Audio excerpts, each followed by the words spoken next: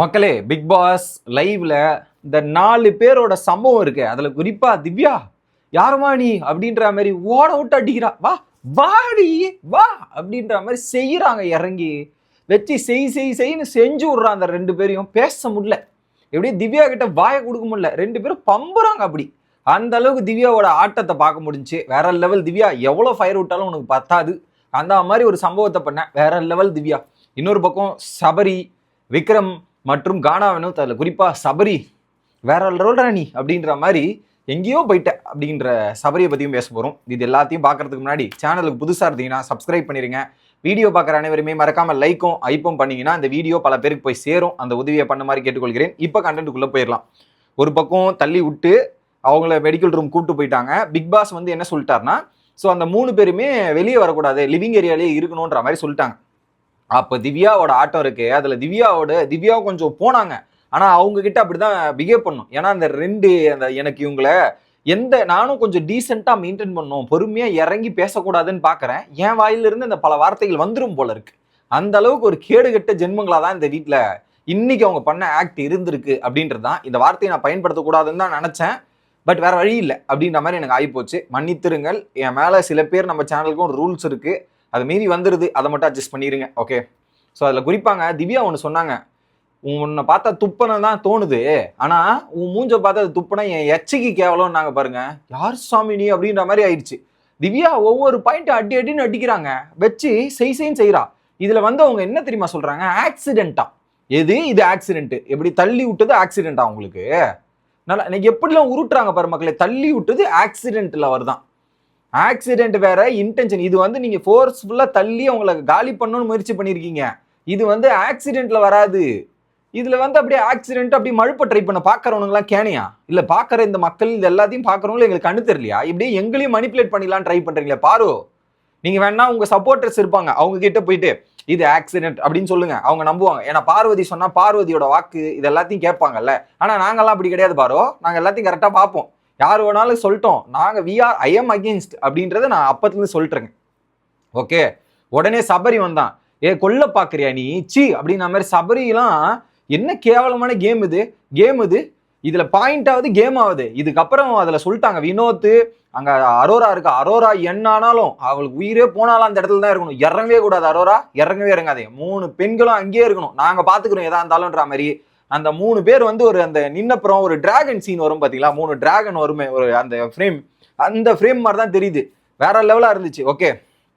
அதுல குறிப்பா திவ்யா வரேன். திவ்யா மேட்ல உன்னை போட்டு நசுக்கிடுவேன். பொம்பளையா நீ? பொம்பளை புள்ளியா நீ?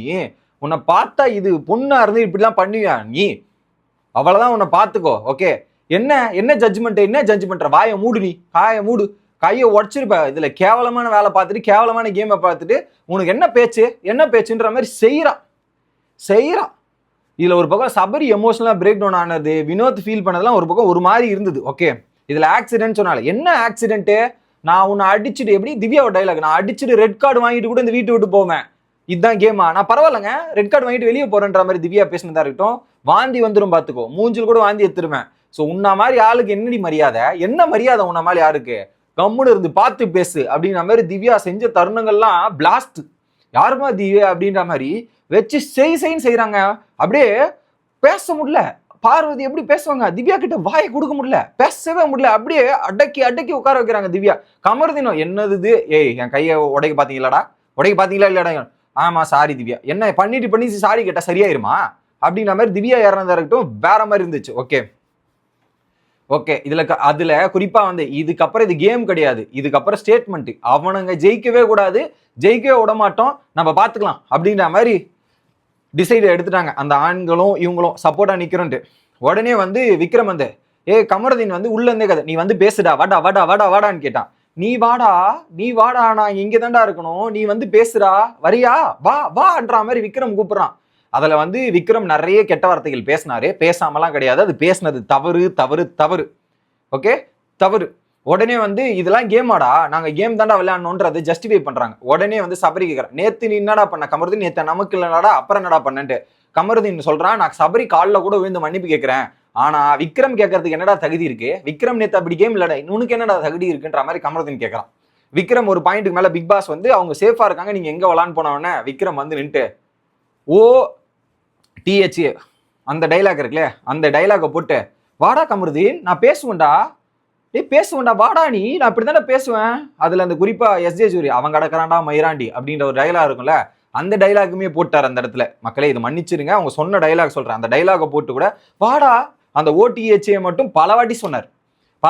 தைரியமா இருந்தா வாடா நீ பேசிக்கலாம்டா, நேருக்கு இருக்கா வாடா அப்படின்னு கேட்கறேன். நான் வெளியே போறதுக்கு ரெடிடா கமருதீன், நீ வரியா? வெளியே போறதுக்கு ரெடியா இருக்கேன் வாடா அப்படின்ற மாதிரி கேட்கும்போது, இருடா நான் நாளைக்கு வரேன்டா, உன்னை சிங்கிள்ஸ் வச்சுக்கலாம் வரியா, நாளைக்கு வரேன் சிங்கிள்ஸ் அப்படின்ற மாதிரி இவர் ஒரு பக்கம் பொங்கி எழுறாரு. இல்ல கானா வினோத் உன்னை காலி பண்ணிட்டு போயிருவாடாவ, உன்னை காலி பண்றதா உட்காந்துட்டு இருக்கான்னு காலா வினோத் அந்த OTH வார்த்தையை போட்டார். ஓகே, அதுக்கு உள்ள வேற திவ்யா பார்வதியை போட்டு ஃப்ராடு, அசிங்கமான வேலை பார்க்கறது, அசிங்கத்தனமா இருக்கிறது, இதெல்லாம் ரொம்ப கேடு கெடுத்தனமா இருக்குன்ற மாதிரி அவங்க ஒரு பக்கம். அடுத்து சபரியோட அம்மாவை பத்தி பேசும்போது சபரி செஞ்சுட்டான்.